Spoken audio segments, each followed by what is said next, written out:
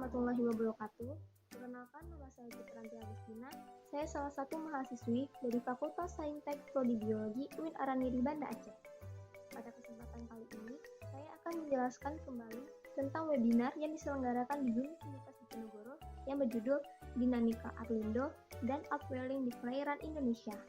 Dan pemateri dari webinar tersebut ada Bapak Anindya Wirasatria, Departemen Oceanografi Universitas Diponegoro, dan Bapak Dwi Susanto, Department of Atmosphere Oceanic Science from University of Maryland, USA.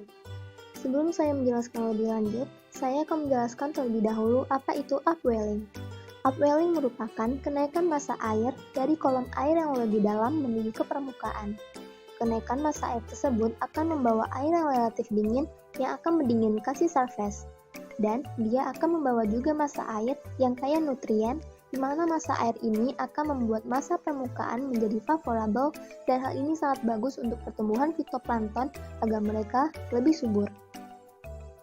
Nah, bagaimana upwelling itu terjadi? Upwelling ini tidak terlepas dari peran angin, dan hal ini dikenal dengan teori Ekman, sangat berkaitan dengan transport Ekman. Di belahan bumi utara, jika angin bertiup di atas suatu perairan, maka air di bawah akan bergerak. Tapi gerakannya tidak akan mengikuti gerakan angin. Namun karena ada pengaruh rotasi bumi, maka dia akan dibelokkan sejauh 45 derajat dari arah angin. Setelah itu, permukaan akan membawa massa di bawahnya dan dibelokkan sedalam angin mampu menembus. Resultan Ekman transport ini di permukaan sampai kedalaman Ekman, pembelokannya sebesar 90 derajat. Jadi, jika ada angin bertiup di perairan di utara, akan dibelokkan 90 derajat ke arah kanan. Dan sebaliknya, di belahan selatan akan dibelokkan ke arah kiri sejauh 90 derajat. Karena adanya pembelokan tersebut, maka kita mengenal istilah equatorial upwelling. Kita tahu di daerah ekuator terdapat angin pasat tenggara dan barat daya. Adanya angin pasat ini, maka massa air yang akan dibelokkan masing-masing menjauhi ekuator. Ketika massa air menjauhi ekuator di dua arah, maka akan terjadi kekosongan di ekuator, sehingga untuk mengimbangi kekosongan massa air, maka terjadi peristiwa equatorial upwelling. Jadi, ada massa air yang menggantikan dari bawah untuk menyeimbangkan ekuator yang kosong di atas. Lalu ada coastal upwelling. Ini terjadi karena adanya angin tetap dan juga batas daratan. Contohnya adalah pantai.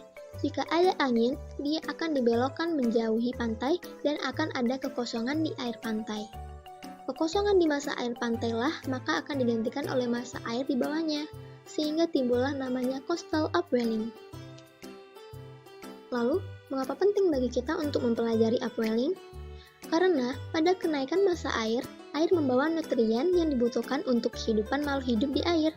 Faktor terjadinya upwelling ini dikarenakan adanya angin, kandungan klorofil, dan suhu. Lalu, bagaimana dengan variabilitas upwelling di perairan laut Indonesia? Peneliti sudah melakukan penelitian di Indonesia, khususnya di Laut Maluku dan Sulawesi, di mana pada bulan 8, klorofil mencapai nilai tinggi ataupun maksimum, dan suhu pada air sangatlah rendah. Lalu, bagaimana hal ini bisa terjadi? Hal ini diakibatkan adanya pengaruh kecepatan angin di mana suhu perairan di Sulawesi lebih hangat dibandingkan perairan di Maluku. Hal ini dikarenakan angin yang bertiup dari perairan Maluku terhalang oleh gunung di daerah Gorontalo, sehingga suhu airnya menjadi lebih hangat. Perairan di Indonesia sangatlah unik, karena memiliki arus lintas Indonesia, atau disingkat dengan Arlindo. Dan ini merupakan keistimewaan negara kita, karena arus laut kita bertukar dengan pertukaran antar samudra. Lalu apa itu Arlindo? Arlindo adalah suatu sistem perairan Indonesia di mana terjadi lintasan arus yang membawa massa air dari lautan Pasifik ke lautan Hindia. Airan ini terjadi akibat adanya perbedaan tekanan dua samudra. Mengapa kita harus mengetahui Arlindo? Arlindo memiliki peran yang sangat penting. Pada global, dia sangat berperan distribusi panas dan mempengaruhi distribusi laut. Untuk lokal, dia mempengaruhi curah hujan, distribusi nutrien, sirkulasi massa air, dan sebagainya. Angin sangat penting untuk proses terjadinya Arlindo dan upwelling, karena kedua hal tersebut sangat berguna untuk makhluk hidup yang berada di dalam ekosistem. Nah, sekian penjelasan dari saya. Jika ada kesalahan dan kekurangan, saya mohon maaf. Assalamualaikum warahmatullahi wabarakatuh.